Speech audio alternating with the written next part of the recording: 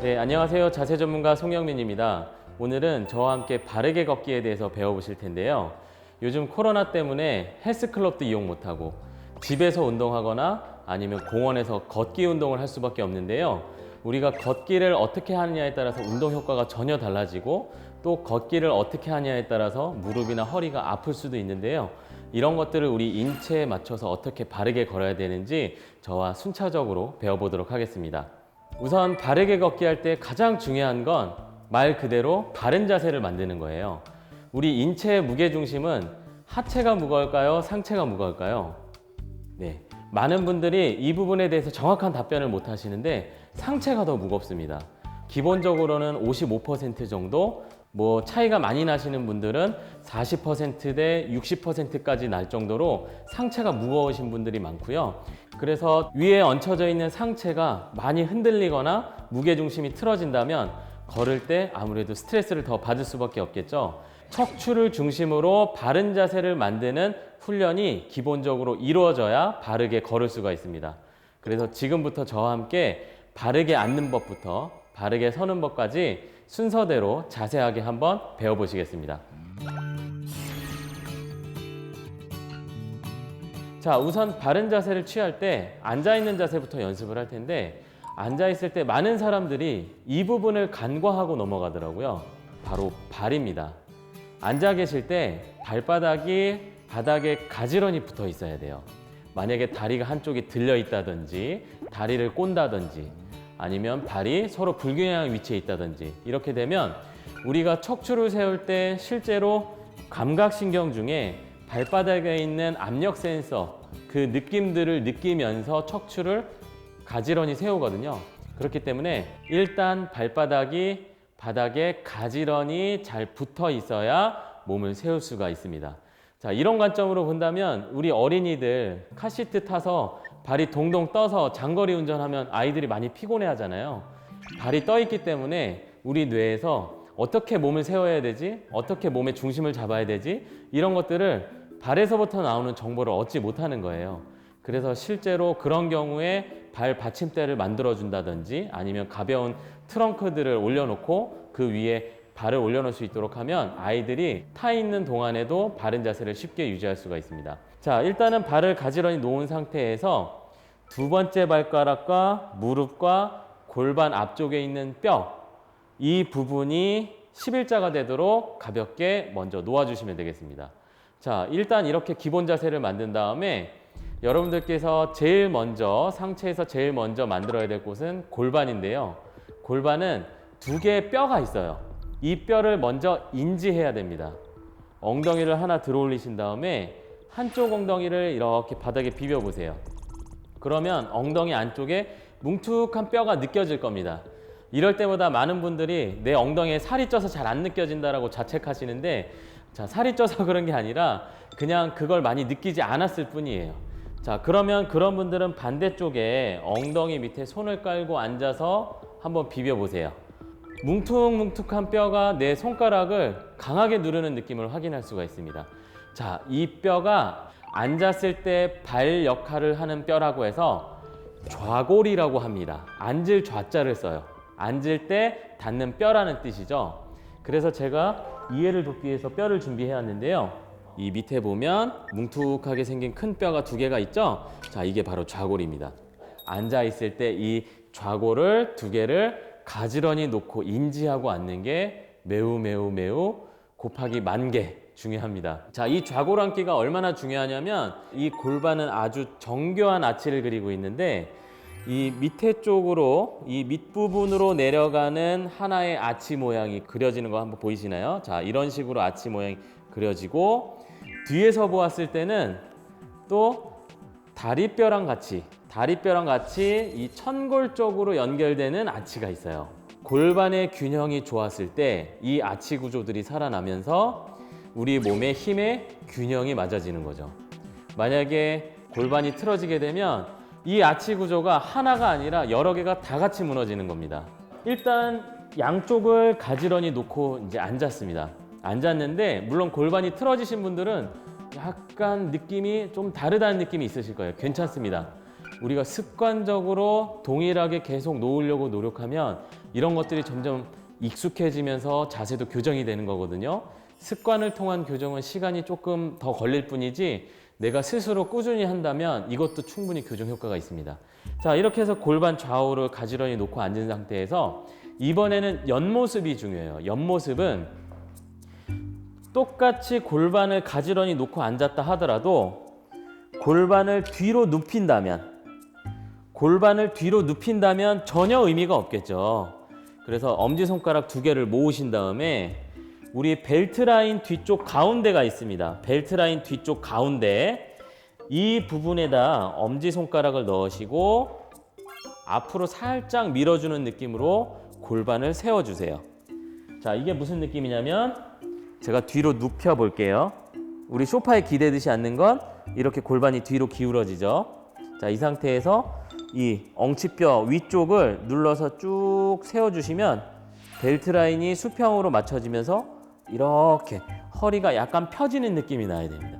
우리 쌓기의 원리에 의해서 한 상자가 제자리에 놓여지면 그 위의 상자도 제자리에 놓여질 수밖에 없고 그 위의 상자도 제자리에 놓여질 수밖에 없어요.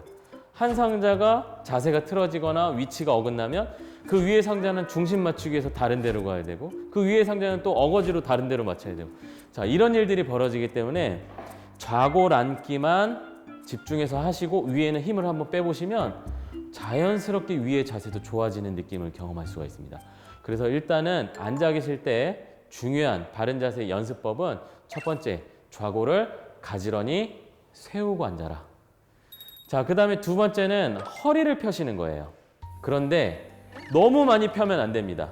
너무 많이 펴면 안 돼요. 이건 안 하는 입만 못 합니다. 허리 근육이 너무 긴장이 되거든요. 자, 그럴 때는 허리를 펼 때 적당하게 배에서 잡아줘야 되는데 제 손 모양을 한번 따라해 보실까요? 자, 새끼손가락은 아래, 엄지손가락은 위로 최대한 펴보세요.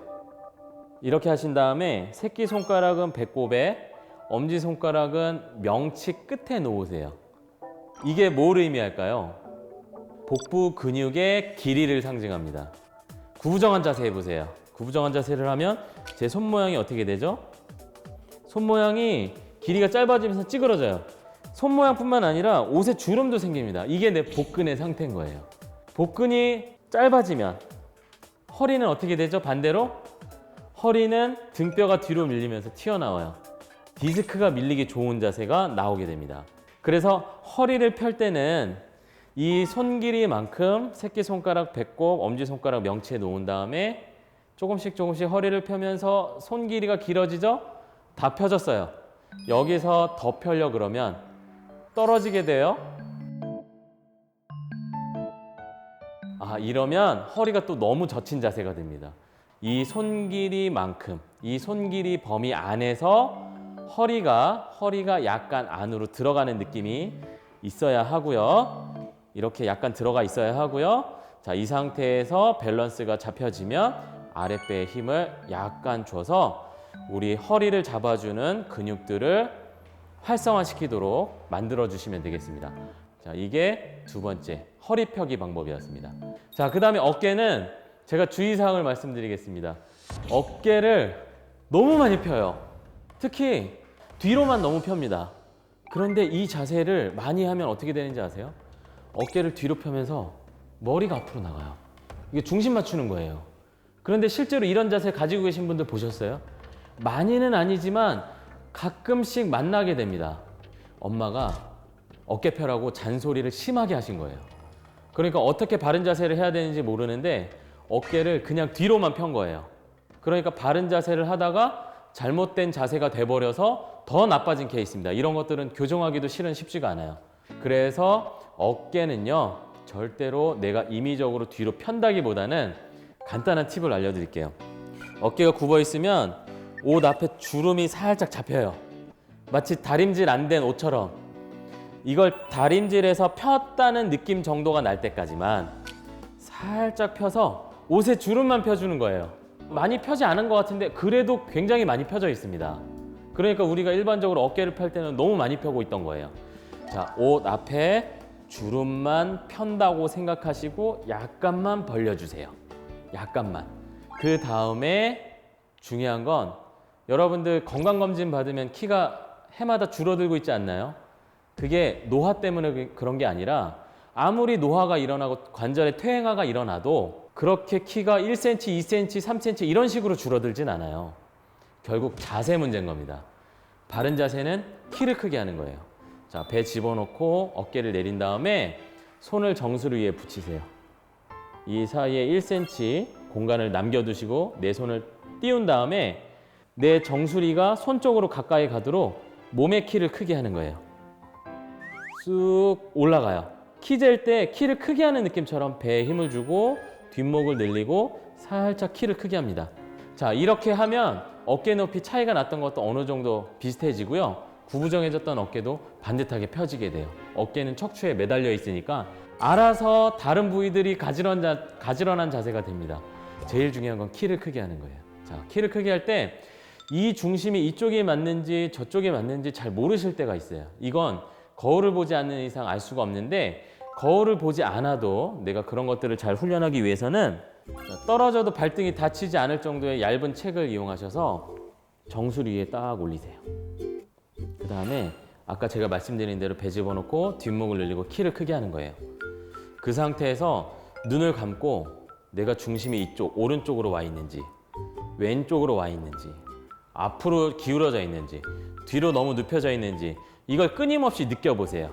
그래서 이걸 계속 훈련을 하면요 가운데가 어딘지를 확실하게 알 수 있거든요. 그러면 그게 여러분들의 무게중심 포인트입니다. 자, 이렇게 해서 키를 크게 하고 중심을 맞췄어요.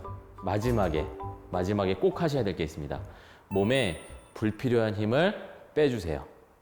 힘을 빼라고 말씀을 드렸더니 이렇게 눈꺼풀을 처지게 하고 몸을 막 완전히 다 힘을 빼서 자세를 흐트러뜨리는데 그게 아니라 어깨 죽지 너무 힘 주진 않은지 자, 힘 빼시고 굳이 이렇게 펴는데 너무 많이 긴장할 필요는 없거든요. 이 정도 자세를 유지할 만큼만 남기고 나머지는 힘을 다 빼주시는 거예요.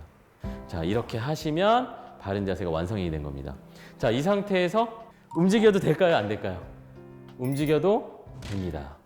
어느 방향으로 움직이든 걷든지 간에 골반, 꼬리뼈는 더 아래로, 허리랑 배는 잘록하게, 어깨는 아래로, 뒷목은 늘려서 키는 크게 우리 몸을 쓰는 화살표의 방향을 느껴보시고 그 상태에서 자연스러운 움직임을 만들어 가시면 그게 여러분들의 바르게 걷기, 바른 움직임으로 연결이 되는 겁니다.